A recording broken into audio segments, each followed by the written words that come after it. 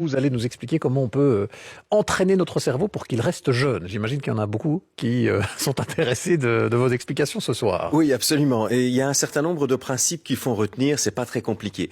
Le premier principe, le cerveau ne s'use que si on s'en sert pas. D'accord. On a cru pendant des années que on recevait à la naissance et puis au fil des premières années un certain nombre de neurones, des milliards de neurones, parce qu'il y a des milliards de neurones dans notre cerveau, et puis qu'à partir d'un certain moment, eh bien, les neurones s'éteignaient, on en avait de moins en moins, et donc, voilà pourquoi on commençait à avoir des problèmes de mémoire, toute une série de problèmes dits cognitifs, des problèmes de raisonnement et tout ça. C'est logique puisqu'on a moins de neurones, donc forcément, on fonctionne moins bien. Eh bien, c'est totalement faux. Ça, c'est le premier principe. Toujours que c'était vrai. Voilà. Alors non, attention. Ce que je veux dire, c'est que oui, on a un certain nombre de neurones et ces neurones peuvent mourir avec l'âge. En revanche, il est tout aussi possible de confectionner de nouveaux réseaux de neurones à tout âge. Et donc, on peut très bien commencer à créer de nouveaux réseaux à 90, 91 ans, voire au-delà, parce que on stimule son cerveau. Donc, il ne faut pas croire qu'on a un certain nombre au départ et puis qu'à la fin, on est condamné à en avoir de moins en moins. Ça n'est pas vrai. Le premier principe, le cerveau ne s'use que si on s'en sert pas. Ça veut dire que si on s'en sert,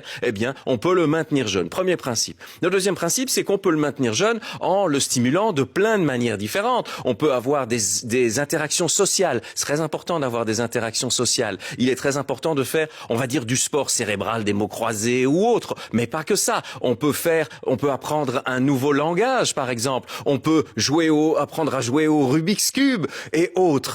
Mais attention, on oublie souvent, et c'est ça le deuxième principe, l'activité physique. Quand on fait une activité physique, on stimule énormément la fabrication de nouveaux réseaux neuronaux. Donc ça, c'est le deuxième principe. Attention, ne surtout pas négliger l'activité physique, elle est primordial. Et puis le troisième principe, il est très simple, il est de se poser la question à partir du moment où on sait que c'est l'activité physique, pas forcément le sport de haut niveau bien sûr, mais que l'activité physique permet de stimuler le cerveau, quel type d'activités physiques sont-elles les plus favorables par rapport à cet événement-là ?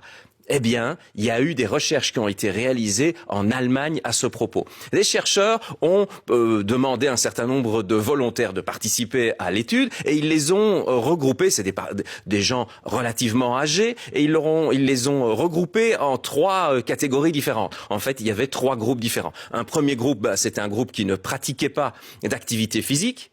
Le deuxième groupe était un groupe à qui on demandait de pratiquer des activités physiques qui les rendaient de plus en plus experts dans une certaine discipline. Par exemple, la marche nordique ou par exemple le vélo. Eh bien, ils devaient faire régulièrement cette discipline-là pour devenir des experts de cette discipline-là particulièrement. Et puis le troisième groupe, c'était des gens qui faisaient de la danse. L'activité physique, c'était de la danse. Mais la différence par rapport au groupe numéro 2, c'est que pour la danse, eh bien, il s'agissait toutes les semaines ou toutes les 2 semaines de changer de danse. Donc, faire un apprentissage d'une nouvelle danse. Une semaine, c'était le jazz. Une deuxième semaine, c'était peut-être le quick step. Et puis, il va y avoir le tango et puis la valse. Donc, à chaque fois, des apprentissages différents. Et puis, donc, bien évidemment, qu'est-ce qu'ils ont fait? Ils ont demandé à ces différents groupes de participer à des activités pour mesurer leur capacité cognitive, leur mémoire, leur capacité de raisonnement. Bien évidemment, on a constaté que ceux qui ne faisaient pas d'activité physique étaient très en dessous des deux autres. Et parmi les deux autres groupes, à votre avis, quel était le groupe qui fonctionnait le mieux? Ceux qui variaient